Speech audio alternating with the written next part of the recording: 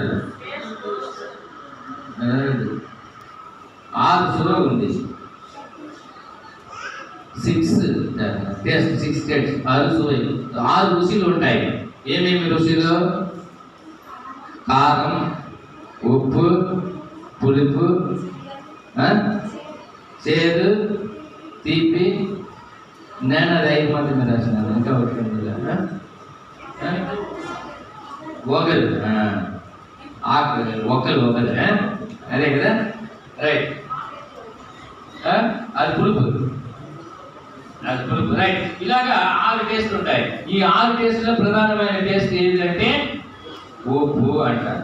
ఇవి ఉప్పు మన శరీరంలో ఉండాలా. ఎవరితో ఒకరు మాట్లాడినప్పుడు, ఇద్దరు మాట్లాడినప్పుడు ఏం చేస్తారు? వారికి ఉప్పు సారం లేకుండా మాట్లాడతారంట. విన్నారా లేదా?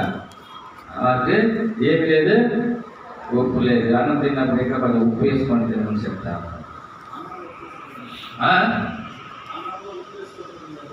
అన్నంలో ఉప్పు వేసుకొని తినలేదు, వాళ్ళు మాట్లాడేది సరిగ్గా చెప్తారా లేదా? ఇదంతా చెప్పిండేదా? నేనేం కొత్తగా చెప్పలేదు, ఒకసారి మీకు రిపీట్ చేస్తాను. అన్నంలో ఉప్పు వేసుకొని చెప్తామంట, కానీ వాళ్ళు చెప్పేదానికి ఏమో అర్థం కాలేదు అని చెప్తున్నారు. కానీ అది మాత్రం కాకుండా మన శరీరంలో ఈ ఉప్పు లేదంటే అన్ని పాటి ఏం చేయలేదంట, పని చేసేదానికి కుదరదు అంటారు. ఓకేవా?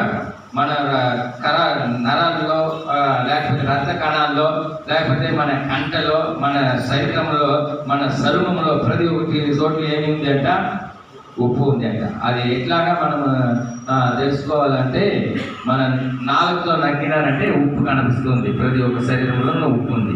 మీరు ఏ చోట్ల నక్కి చూసినా కూడా ఏం తింది, నాకు చూసినా ఏముంది, ఉప్పు ఉంది. కాబట్టి ఉప్పు లేని శరీరమే లేదు. ఆ ఉప్పు ఎందుకు భయపడుతుంది? భద్రపరిచేదానికి, కాపాడేదానికి ఉపయోగపడుతుంది. ఊరికాయ చాలా రోజు ఉండాలంటే ఏం చేస్తారు? ఉప్పు వేసేస్తారు. చికెన్, మటన్ ఏమైనా కొంచెం దూరం పోవాలంటే, వేరే ఊరికి ఎత్తుకోవాలంటే పసుపు, ఉప్పు కలిపేసి ఎత్తుకొని పోతారు. లేకపోతే ఇంటిలో కూడా ఆరబెట్టేదానికి ఉప్పు వేసి ఆరబెట్టారు. కానీ ఈ ఉప్పు అనేది ఉప్పు అనేది చెడిపోకుండా కాపాడబడుతుంది. అలాగా మీరు మనుషుల దగ్గర వెళ్ళి ఇలాగా చేయాలని చెప్పి మీరు ఈ లోకానికి ఉప్పు అని చెప్పబడుతూ ఉన్నారు. అర్థమైంది నేను చెప్పినది? ఉప్పు అంటే ఏమి? సువార్త అంటే ఏమి? సువార్త అంటే ఏమి? సువార్త అంటే ఉప్ప. ఉప్పు అంటే సువార్త చెప్పండి. సువార్త అంటే ఏమి? యేసుక్రీస్తు యొక్క జీవితాన్ని వారి దగ్గర చెప్పాలి. అది మనకి అంగీకరించబడ్డ ఒక మాట. యేసుక్రీస్తు యొక్క సువార్త ఏం చెప్తుందో అది మనం చెప్పాలి. ఈ ఉప్పు మీరు ఎలాగా ఒక భోజనానికి టేస్ట్ వస్తుంది, అలాగే వారి జీవితంలో టేస్ట్ రావాలి. మీరు పోయి సువార్త చెప్పాలి. యేసుక్రీస్తు గొడవ పెట్టుకొని ఉంటారు, అత్తగారు వెడ్డింగ్ పెట్టుకొని గొడవ పెట్టుకొని ఉంటారు. వారి దగ్గర పోయి చెప్పాలా, అమ్మా యేసుక్రీస్తు చెప్తా ఉంటారు, మీరు గొడవ పెట్టుకోకూడదు.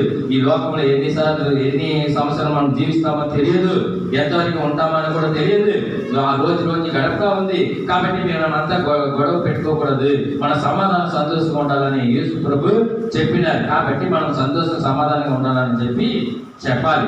అప్పుడు చెప్పినప్పుడు వాళ్ళు ఏం తెలుసుకున్నారు?